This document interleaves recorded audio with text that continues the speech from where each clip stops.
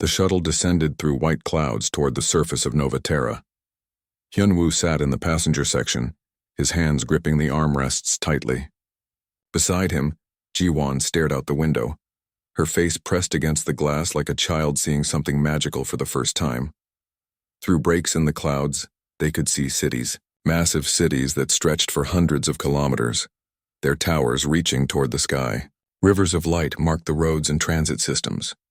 Parks and green spaces were visible between the buildings. This was not some small colony struggling to survive. This was a thriving world. "I don't understand," Ji-won whispered. "How is this possible?" "How did we never know?"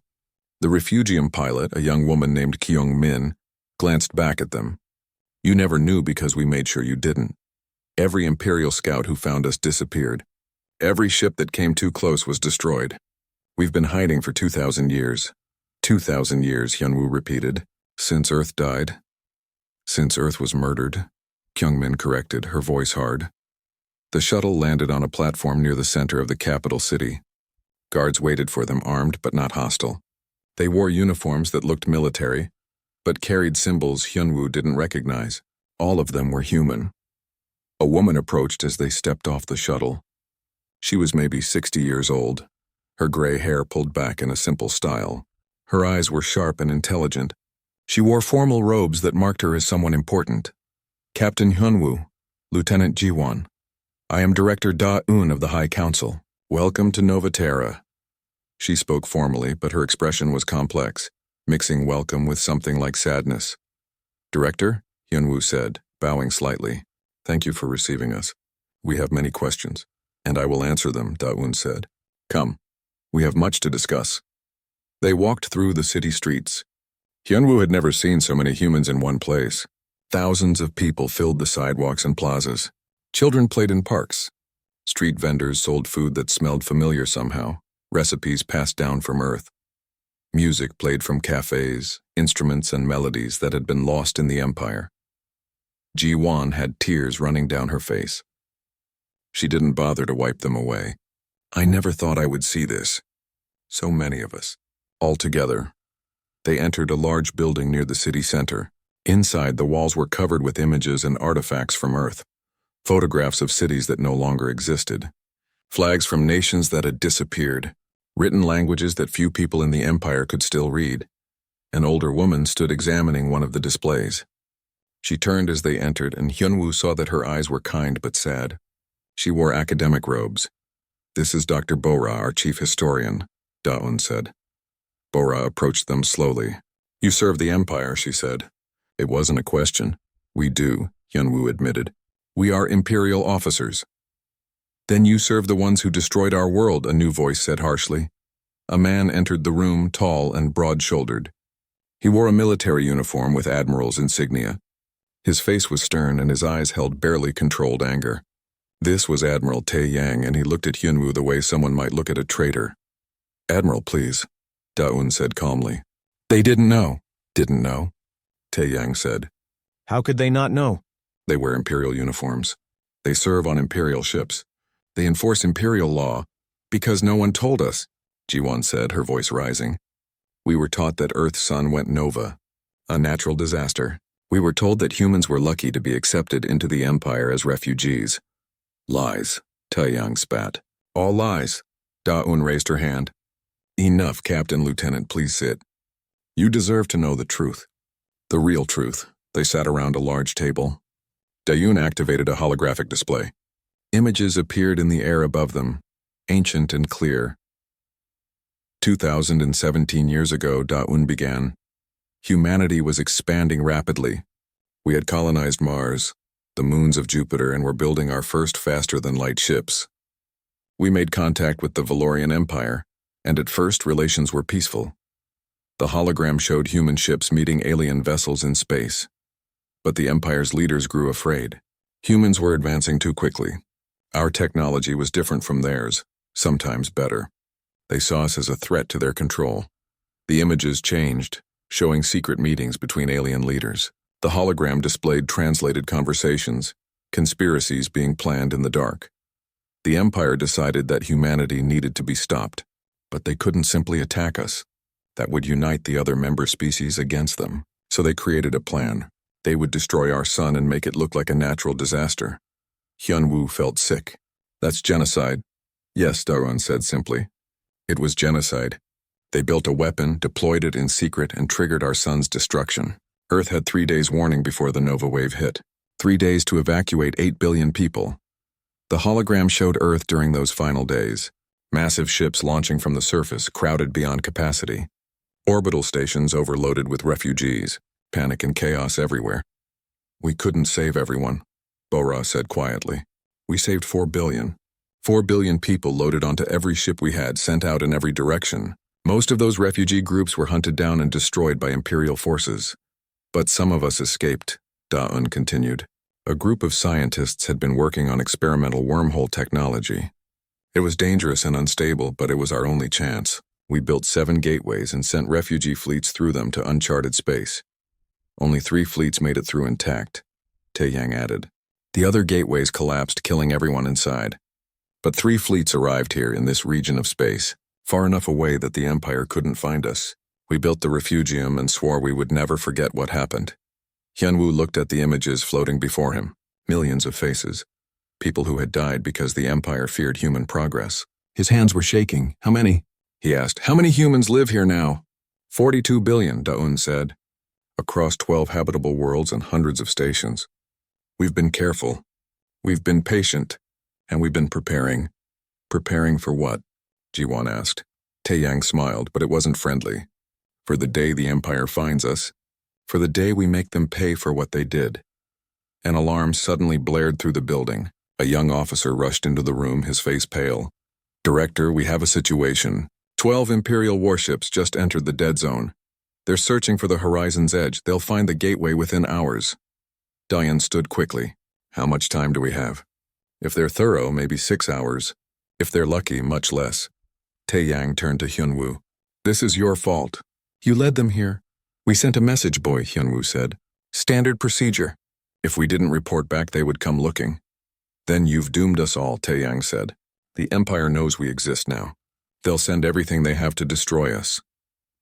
Not necessarily, Da-un said thoughtfully. They don't know what they'll find on the other side of the gateway. They think they're just looking for one lost survey ship. We should destroy the Imperial fleet now, Taeyang urged. Before they can report back. And start a war? Da-un shook her head. No, there are millions of humans living in Imperial space. If we attack first, they'll become hostages or worse. Then what do you suggest? Taeyang demanded. Da-un looked at Hyunwoo. Captain, you know Imperial procedures. You know how they think. If we show them our strength, demonstrate that we can destroy them easily but choose not to, might they negotiate? The Empire doesn't negotiate with those they consider inferior, Hyunwoo said. But they do negotiate with those they fear. Then we give them something to fear, Da-un decided. Admiral Taeyang, prepare a defensive fleet. 50 ships are best. We'll meet them at the gateway. 50 ships against 12? Taeyang asked. We could destroy them with 5. That's the point, Da-un said. We show overwhelming force. We demonstrate that attacking us would be suicide. And then we offer them a choice, talk or die. She turned to Hyunwoo. Captain, you'll come with us. You'll act as our voice, translate if needed. You're Imperial and Refugium both now. Help us find a way through this without war.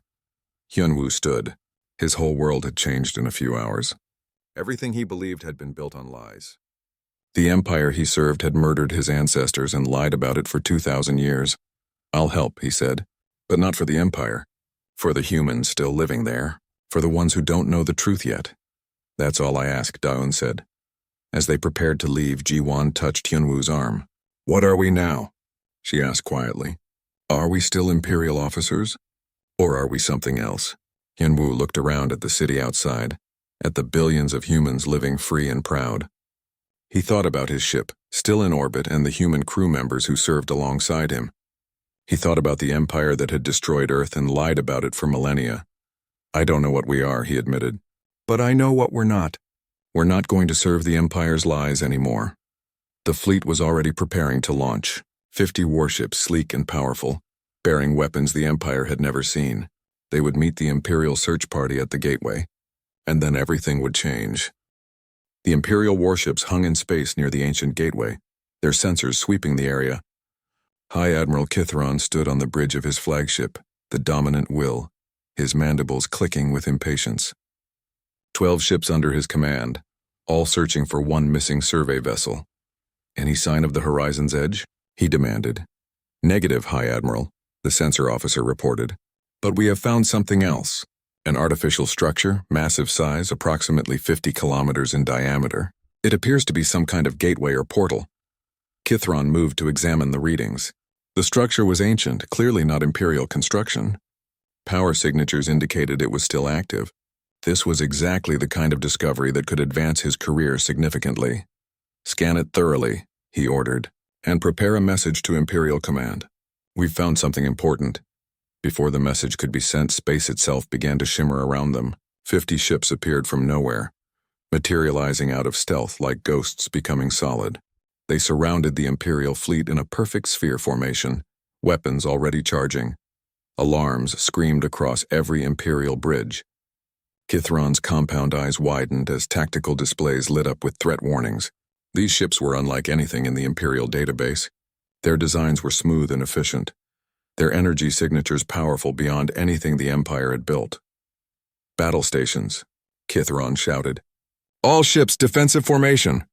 The Imperial ships moved together, forming a protective cluster.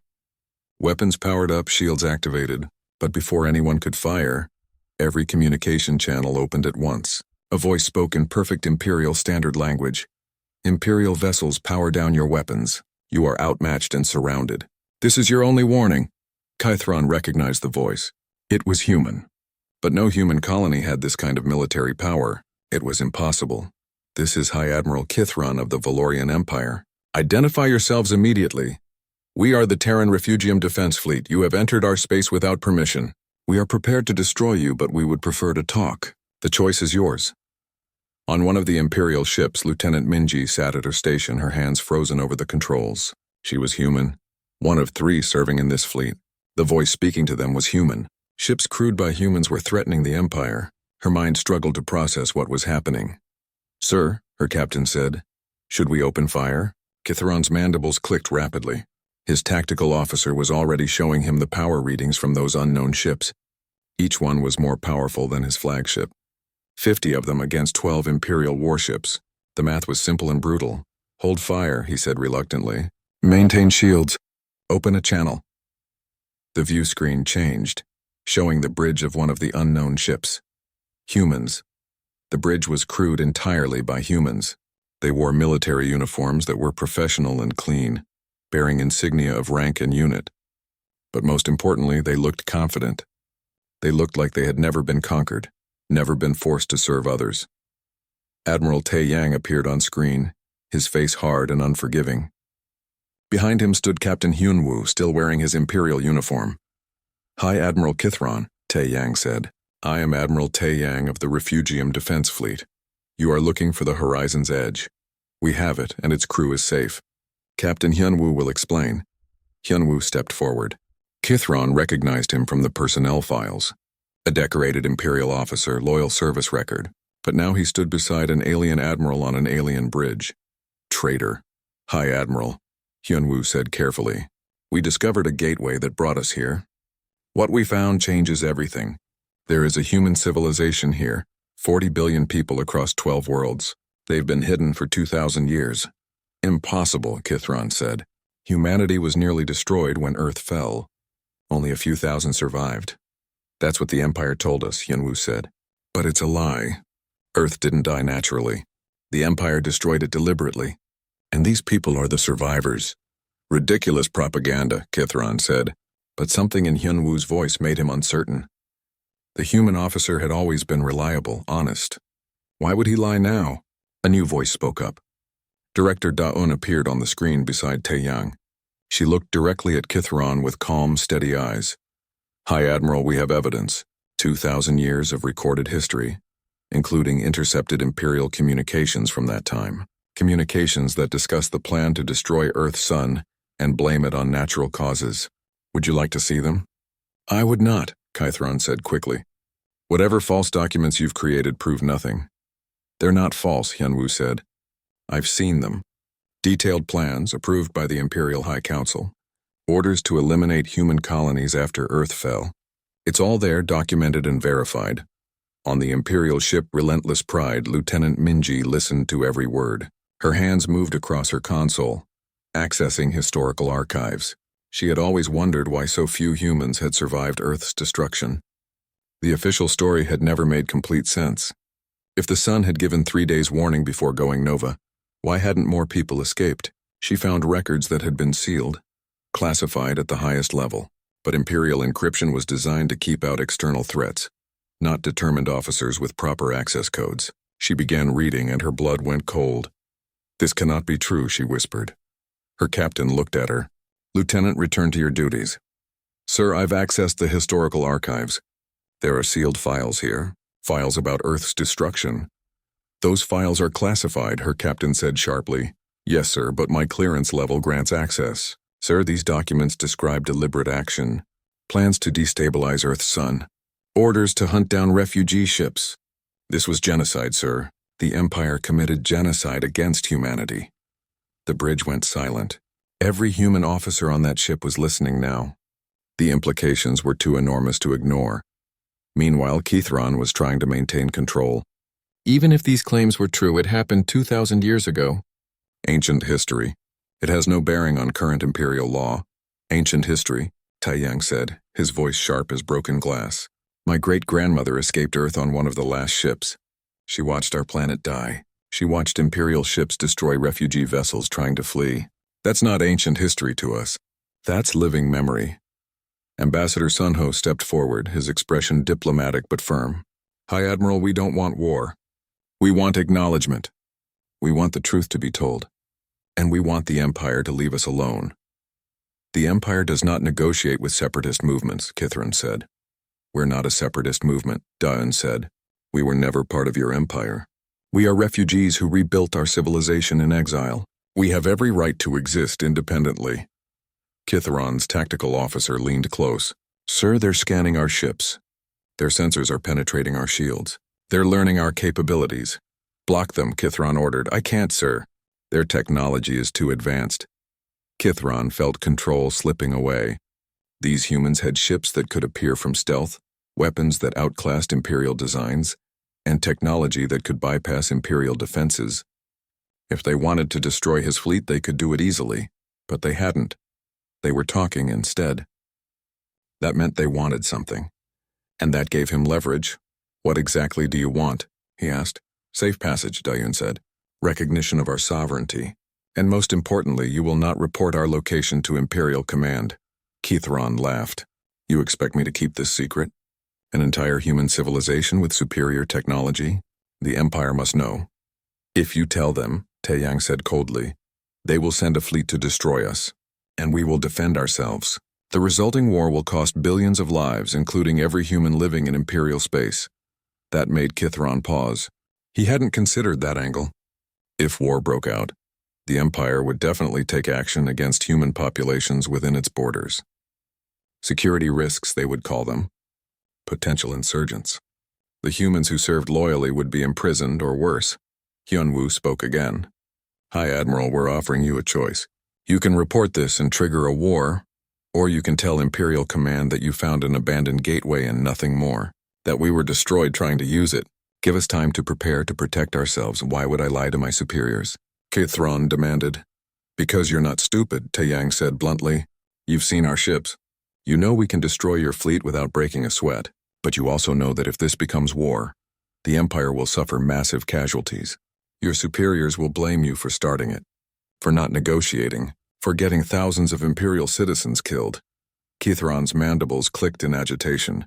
The human admiral was right. If this went wrong, the blame would fall on him. But if he lied about what he found here, and the truth came out later, he would be executed for treason. He was about to respond when his communications officer interrupted. "Sir, we're receiving a coded transmission from one of our ships. Lieutenant Minji on the Relentless Pride." "Put it through." Minji's voice came across the secure channel. "High Admiral, I've reviewed the classified archives. Everything they're saying is true. Earth was destroyed deliberately." The bridge of the horizon's edge hummed with quiet activity as Captain Hyunwoo stared at the view screen. Empty space stretched before them, dark and cold. This region was called the Dead Zone, and most ships avoided it. The gravitational fields here were unpredictable and dangerous, but the Imperial Survey Corps had sent them to map it anyway. Hyunwoo was human, one of the few left in the galaxy. Most people believed humans were nearly extinct. Their home planet Earth had been destroyed 2,000 years ago when their sun exploded. Only a few thousand humans had survived, scattered across the Empire's worlds. They lived as citizens of the Valorian Empire now, serving alongside 6 alien species who ruled the galaxy. Lieutenant Ji-won sat at the navigation station, her fingers moving across the controls. She was human too, and she had served with Hyunwoo for 5 years. She rarely smiled these days. Being human in the Empire meant always proving yourself, always working twice as hard as everyone else. Commander Velmoth stood near the tactical station, his insect-like body perfectly still.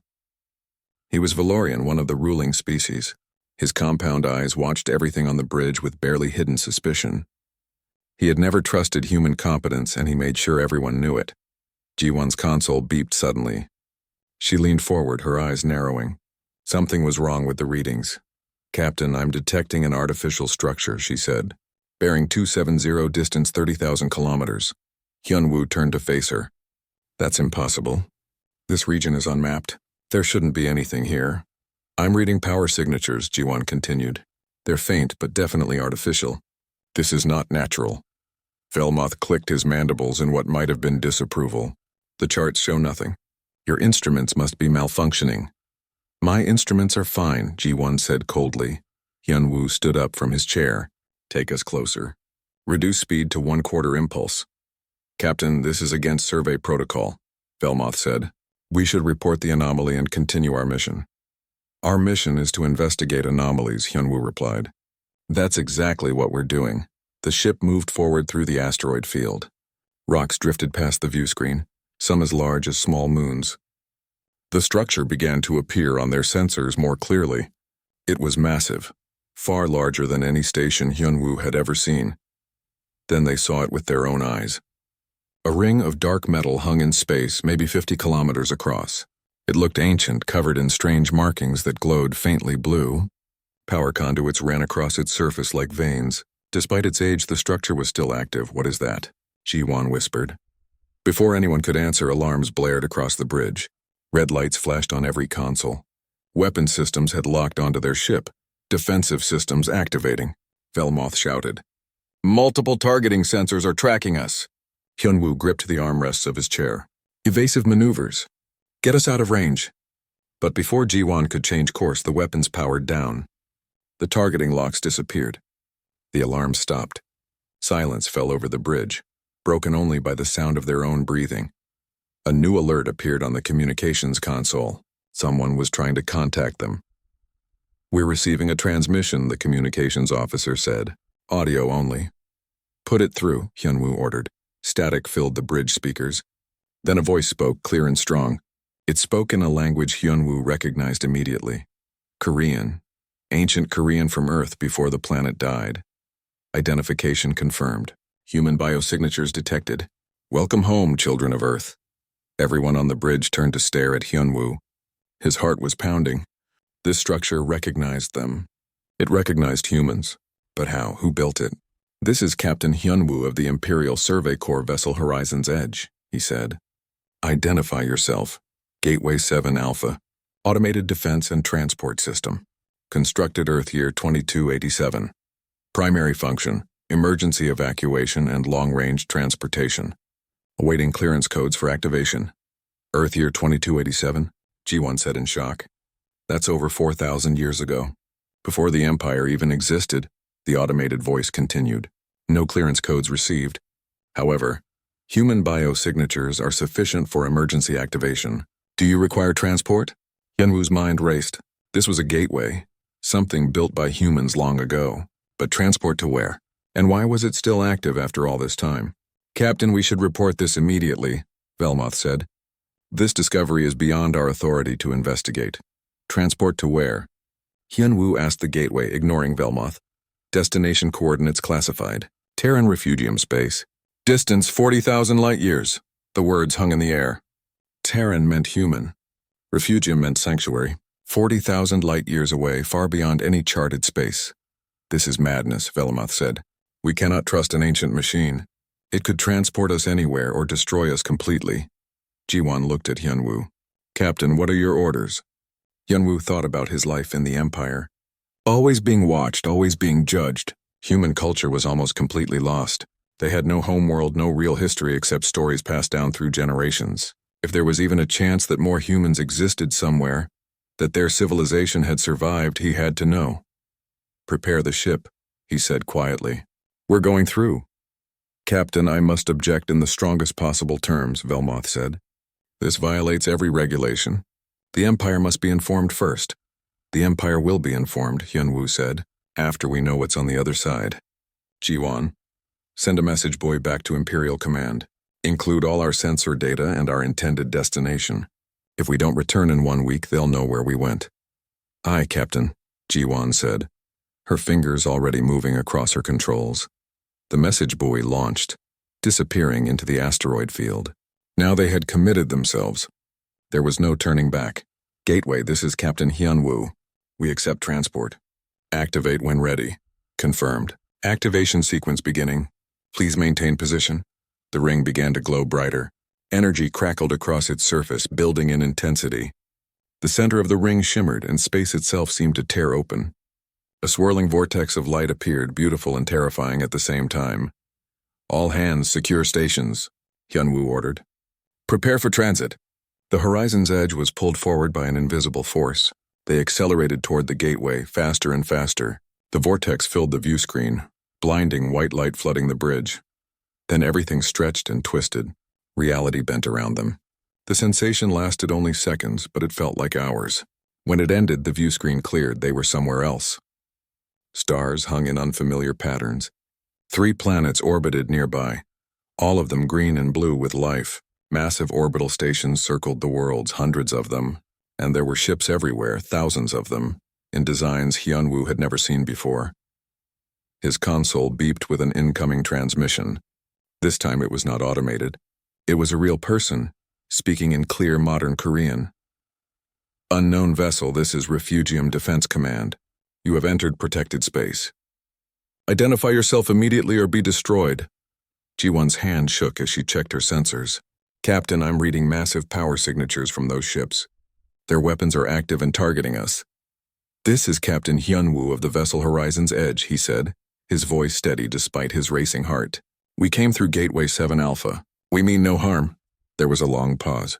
Then the voice spoke again, and this time there was emotion in it. Surprise, maybe even joy. Gateway 7 Alpha. That gateway has been inactive for 1,500 years.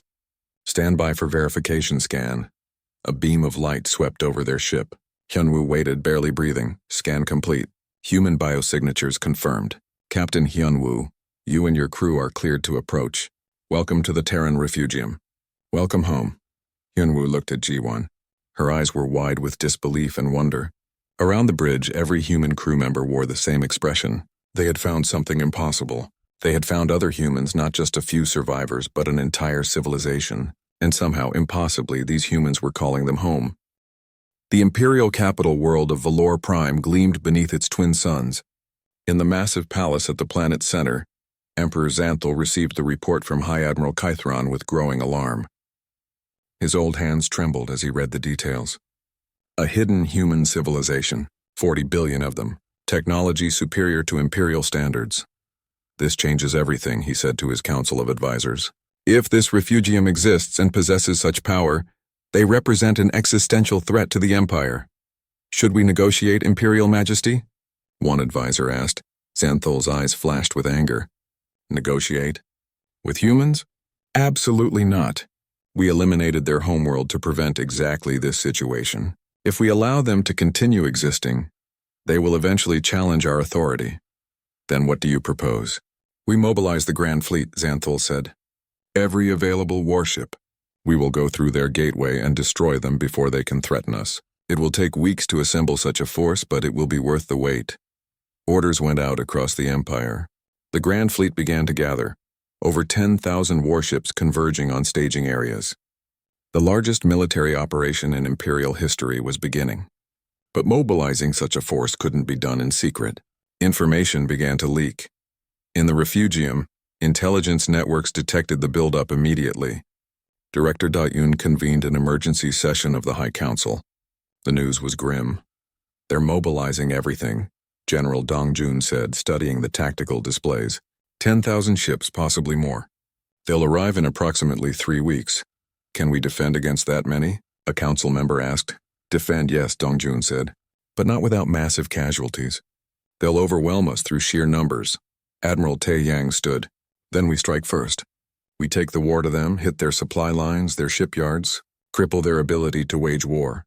"And what about the humans living in Imperial space?" Dayun asked. "Millions of them. If we attack the Empire directly, those people will become targets." "They're already targets," Taeyang argued.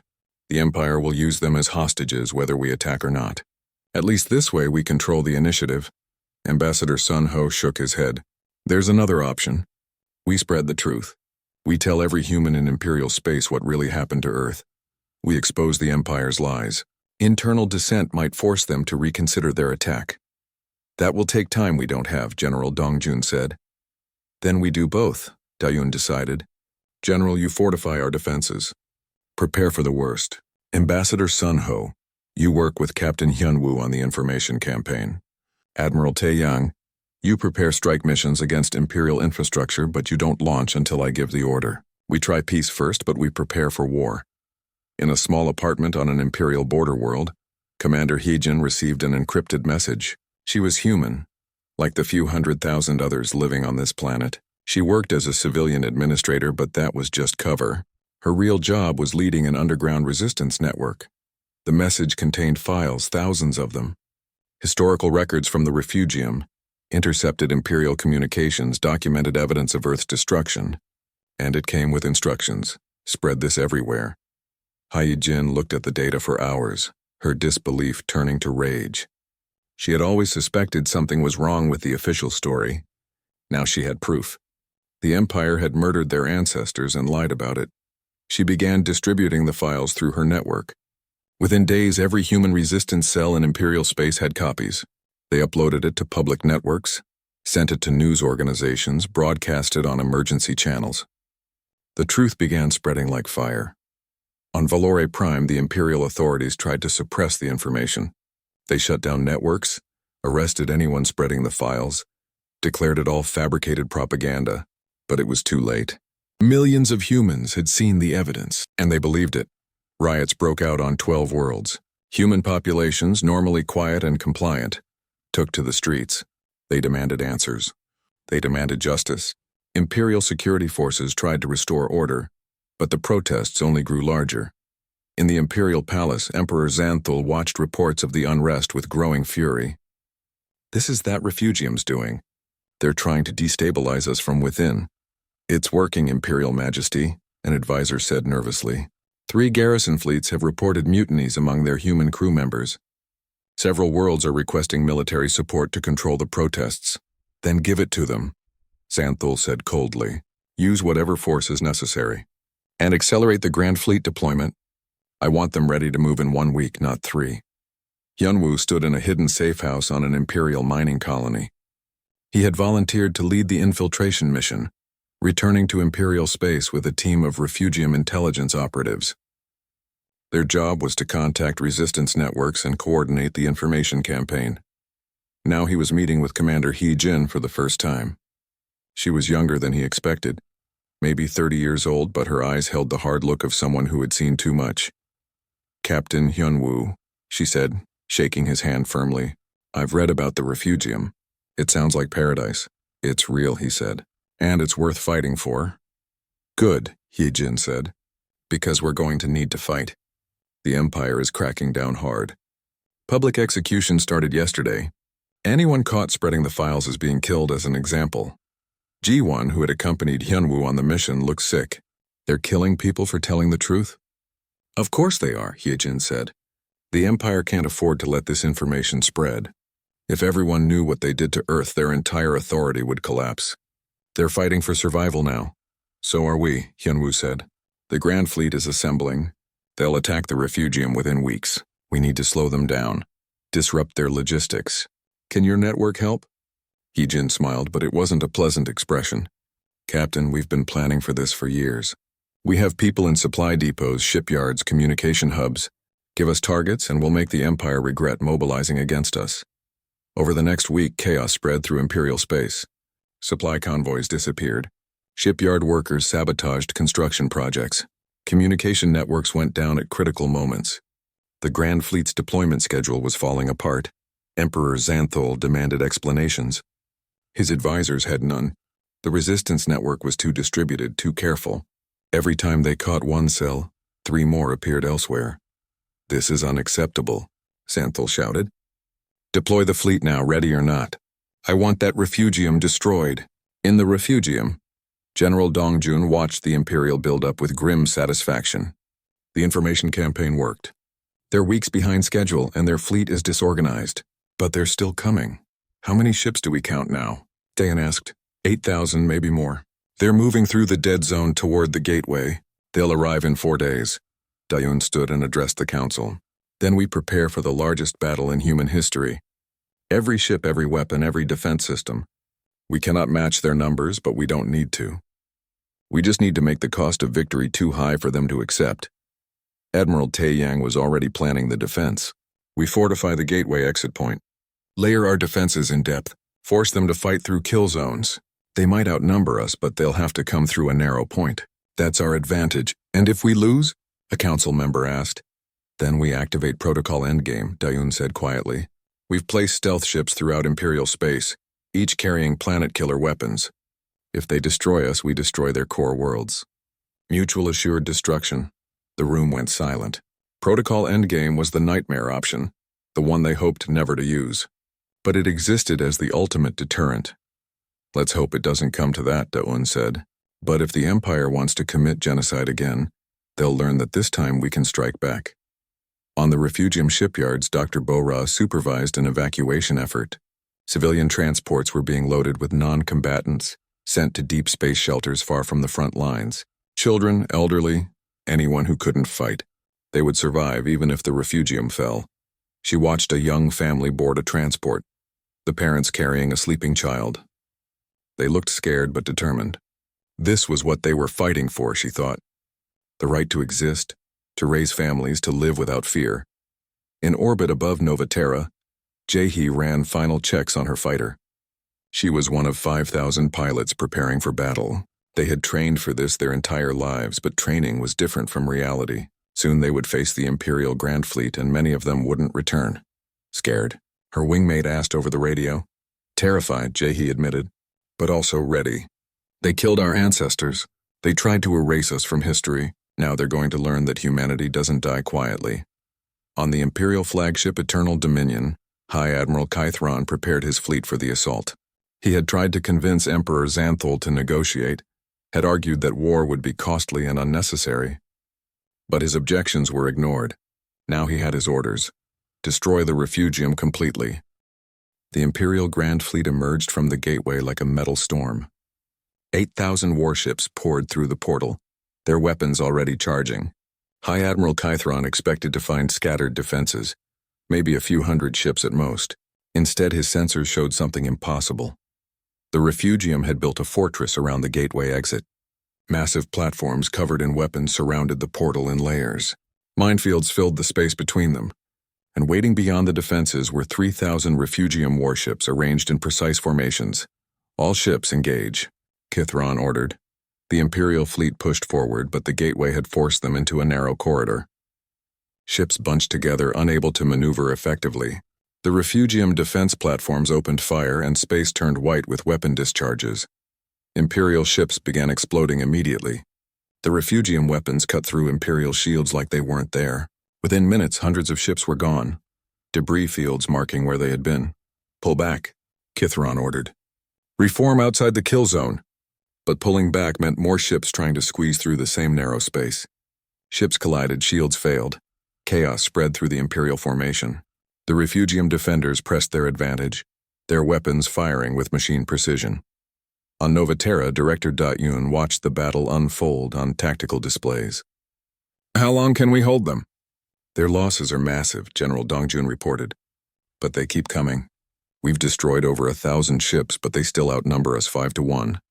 Admiral Taeyang commanded the defense fleet from his flagship. All squadrons execute attack pattern 7. Focus fire on their capital ships. Jae-hee led her fighter squadron through the chaos. Imperial fighters swarmed around them, but the refugium pilots were better trained. She locked onto an Imperial bomber, fired, watched it explode. 3 more enemies appeared on her scanners. She evaded, her fighter spinning and weaving through weapons fire. Stay tight, she called to her squadron. Don't let them separate us. The battle raged for hours. The Imperial fleet pushed forward through sheer weight of numbers. They lost ships with every meter they advanced, but they kept coming. The refugium defenders fought brilliantly, but mathematics was against them. Too many enemies, not enough weapons. We're being overwhelmed, General Dongjun said grimly. The outer defense platforms are falling. They'll break through to the inner system within the hour. Dayun's face was pale but determined. Activate the secondary defenses and send a message to our stealth ships in Imperial space. Stand by for protocol endgame. On Valor Prime, Emperor Xanthul watched reports from the battle with satisfaction. They're breaking. The refugium will fall within hours. Then we'll bombard their worlds until nothing remains. But his communications officer suddenly looked alarmed. Imperial Majesty, we're receiving transmissions from across our territory. Rebellions have broken out on 30 worlds. Human populations are attacking garrison forces. Several ships have mutinied. Deal with them, Xanthul said dismissively. They cannot stop us now. Your Majesty, there's more. We're detecting unknown ships in orbit around several core worlds. They appeared from stealth. They're transmitting demands for immediate ceasefire or they'll attack. Xanthul felt ice in his blood. How many ships? Over 2,000 scattered across our most important systems. Your Majesty, they're positioned over our shipyards, our industrial centers, our capital worlds. If they attack, they could cripple the Empire.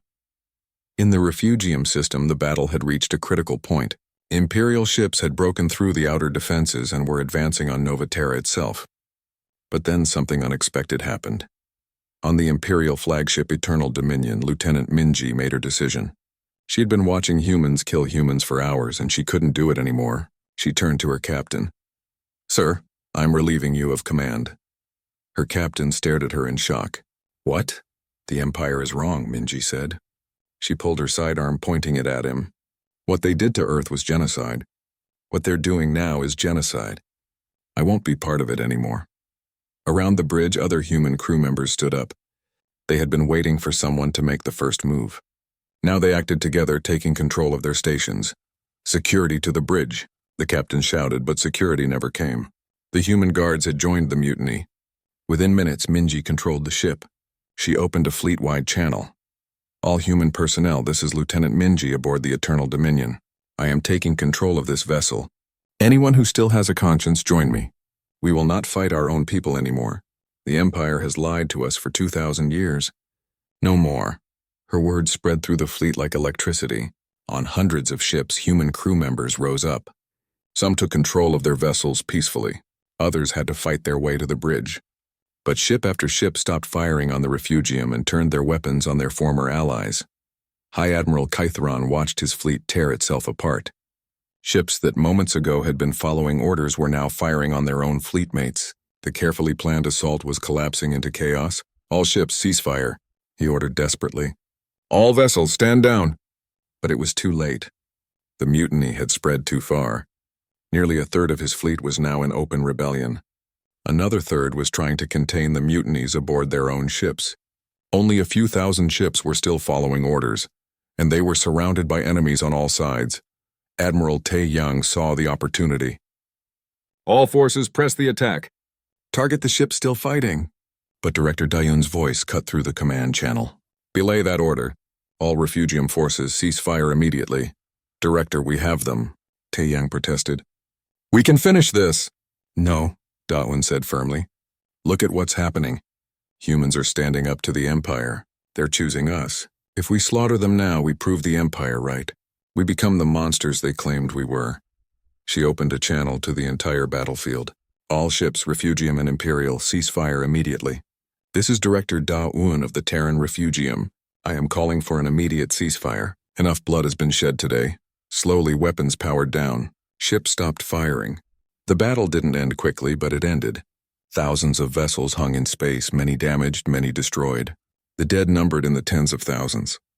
But it was over. Kithron appeared on the communication screen.